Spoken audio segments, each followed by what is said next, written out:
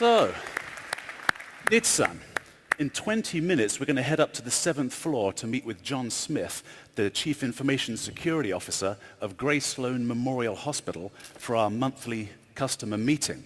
But this month we've got something special planned. Oh, what is it? Well, we've got to go through the security report, the checkup that we did for them, but also we have to help prepare John for his board meeting this evening with the Gray Sloan Memorial Hospital Board of Directors. Board meeting? What is it about? Oh, I tell you what, it's going to blow your mind. It's really exciting.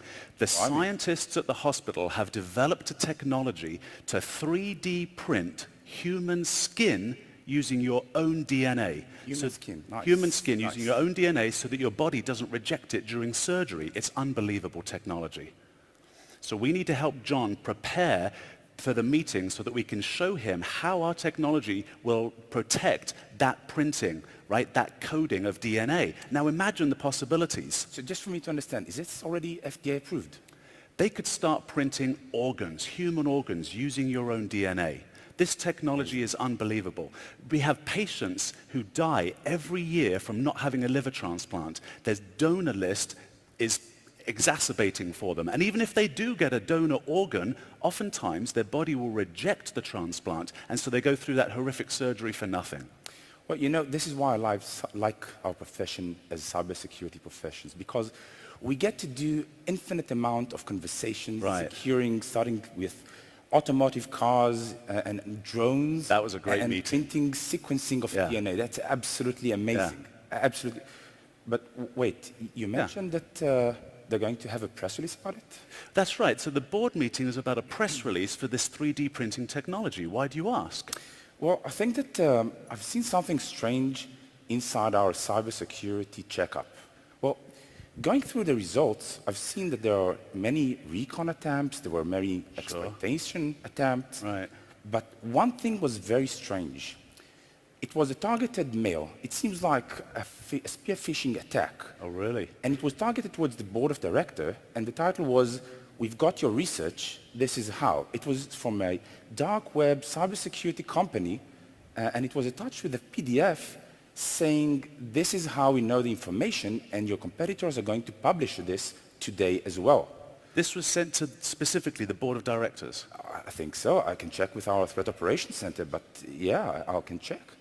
But you know, the interesting thing is, once you open this PDF, our SandBlast Technologies actually detected that inside this PDF there's a new zero-day exploit, a Gen 5 zero-day exploit. It was designed to penetrate from one point and then go to other places within the same network.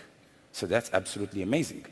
Now, you know, when we find such a new malware, we know how to cluster it, we know how to get into the details, and we actually know who sent this mail. It's a dude from Eastern Europe. It's a dude that I think that we've seen before. I'm not sure if you remember, but like a few good months ago, there was this ransomware attack. It was quite huge. And in this ransomware attack, there was no way to get your key back. Oh, yeah. This was the guy who had created a ransomware attack, but he somehow fudged the code, right? So he got paid, but he couldn't give them their data back. That's the one. He simply did some sloppy work on the malware code itself. Something in the crypto library went lost, no more keys. So everybody paid, ransomware. The standards of hackers nowadays, down here. You know it is. But when you look inside the new SandBlast reports, you can actually see in details all the facts themselves. You can see the indicator of compromise. Why do you suspect this? You can actually see the malware's DNA popping up from between the lines. And of course, it will be later on presented with more details. But one thing that we've also noticed when we analyzed the actual DNA of the malware, that somebody else has injected this code. It seems like there are two donors into the same malware. So we get to the point where we think that it is actually two different donors writing this malware. And we think the other dude, we know him as well. It's a high-profile guy, really, really expensive, works usually for the mob. He's creating recently high-scale ransomware, very, very targeted, very high scale. And he's done some cryptocurrency, crypto mining recently. But I think those two guys actually joined together to create a new malware. So we've got one that knows how to do mass distribution, and the other one actually knows how to write high-quality Much ransomware. more organized crime. It is, man. You know that one of the things that we've seen recently, that those guys actually work together with a con artist. It is usually the manager. This con artist actually knows what to do. And when he knows what to do, he actually can target things specifically. This is apparently how they targeted the board of directors. They know it's the quarterly review So coming. the con artist does the social engineering to get the malware. Exactly. And he targets everything to a single place. That's amazing. Think about if they are currently having technology and sales working together, imagine the possibilities. Right. Now, one of the other things that we just got word from our threat operations center is that they've seen such mails also with other hospitals. So it's not just targeted for this hospital. It's quite large. I hope nobody opened it so far. I think this is exactly what our CEO was talking about in the last all-hands call. Massive Generation 5 cyber attacks. These are full-scale, multi-vector threats that cause colossal damage. We need to go and make sure we take care of these guys. I mean, most hospitals, in fact, most corporations around the world are generationally behind in their security posture. They're fighting 2018 attacks with Y2K technology. Should we get upstairs and go take care of them? You know, this is exactly what we at Checkpoint have been preparing for the past years. All those multi-stage attacks, the ability to have one point in the network detecting a threat and immunizing the rest of the network. So it doesn't matter if it comes from the gateway or from the endpoint or from the mobile or from the cloud. This is the infinity message that one place that knows about an indicator can share it with the rest of the network. This is how we immunize such large and complex environments. But you know, it's reminding me of the dialogue we had with the CISO and the CFO of Grace Sloan Memorial Board about the consequences of an attack like this massive Generation 5 type of attack. I mean, it's not just the press release, the reputational damage that they're going to suffer tomorrow if this takes place. It's also the fact that the Internet of Hospital Things, heart monitors are all IP enabled and control and command through IP. You've got things like all the tools for surgery are itemized through computers. Itemize, you mean that you can't go back to paper and pen? Well, exactly, because these tools come itemized on a computer so that tools don't get left inside patients. And so you don't get a computer, you don't get surgery, right? In addition to that, you have things like ambulances won't be able to drop patients off who need critical care at the emergency room, and the next hospital isn't for 20 miles. 20 I mean, miles. heart and lung People die machines just are all IP enabled, that's right. And what about all the plethora of mobile devices, doctors' iPads where they keep critical patient data needed to keep people alive, not to mention personally identifiable information? What about the SCADA systems? I hadn't even thought about that. How long will their backup generators last without power and cooling? And I remember the CFO mentioned to us for every minute of downtime, it was $47,000. 47K a minute. That's almost $3 million an hour of That's downtime. a big number. I think we need to get upstairs right away. What do you say? Let's get upstairs. Ladies and gentlemen, everything you heard in this dialogue, except for the names, is real. The technologies are real. The threat landscape is real. Nitzan would now like to give you a real name story also. So one of the things that we've seen while preparing this presentation is actually a real story. We saw it last week, but it was way after we prepared this presentation. And I want to share this case with you. This case, as you can see, a US hospital pays $55,000 to hacker after a ransomware attack. You can see that this is actually from January of this year. By the way, Eddie, have you noticed it's January? November is over. You know what? I'm going to grow a full beard soon because this just doesn't stop. Okay. So 3 points I want you to take from this presentation.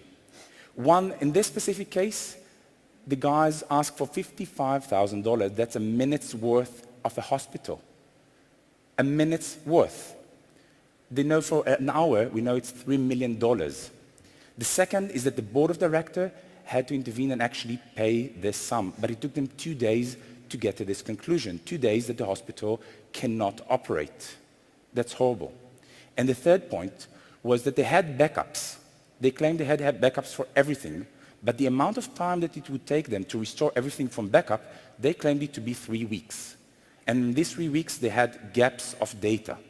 It means that in those 3 weeks, nothing could happen. From the moment they approved the payment, it took them 4 days to get back to operational mode. 4 days, that's 6 days in total. Now you do the math, 6 days times $3 million an hour. But Eddie, you also wanted to share a story. I do, yeah. So in preparation for this talk, I was speaking to a friend of mine, and my story starts in the summer of 2016. My wife and I were going for dinner to a friend's house. Now, this friend of mine happens to be the chief of internal medicine at Foothills Hospital in Canada. He is also a professor of medicine at the local university hospital with a specialty in complex pregnancies. This friend had just completed an 8-year study on a specific condition that still claims the lives of 300,000 new young mothers every year internationally. When we went into his house that summer, we noticed that the environment was actually very tense, right? It wasn't the dinner party kind of environment. So I asked my friend Paul, hey, what's up? He said to me, look, I'm flying tomorrow to Geneva, Switzerland, to the World Health Organization to present my findings from this 8-year study, and I can't download some documents from the university hospital servers. These documents I need to present my findings. Upon my rather feeble attempt of having a look at his computer, we noticed that all the systems were down. Within about an hour, we discovered that the hospital and the university were suffering a massive ransomware attack. I immediately picked up the phone to my engineering colleagues, and through a sleepless night of hard work, we were able to recover a few files. Luckily, the essential files that he needed, and he was able to fly to Switzerland that very next day. I really thought nothing of it. Another day in the life of a cybersecurity guy, I suppose. But in preparing for this lecture, I called up my friend, and we were just going over the notes of what happened that night. And he mentioned to me that the day he had flown out there and presented his findings, a physician from Morocco was in the audience. He had since worked with this physician for the last year. The physician in Morocco was implementing some of the findings that Paul had made during his 8-year study.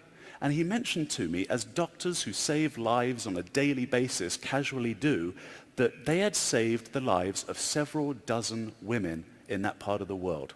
Now, I'll tell you, dear friends, I felt just a tiny little bit of pride that I'd participated, not in securing blinking lights, not in being able to help somebody download a document, but being able, in this world of the internet of everything, to make sure that the real heroes, the doctors, right, other people who are out there saving lives are enabled to do so. And I think if you paused for just a few moments and thought about the far-reaching effects that your efforts have, like a stone dropped in water, forever rippling to shores of lands you are completely unaware of, that you too make this kind of contribution on a daily basis.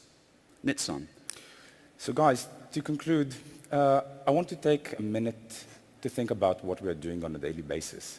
This all seems like a great material for a script, for a TV series, as we've seen, but this is our day-to-day life. This is what we do, all of us in this room.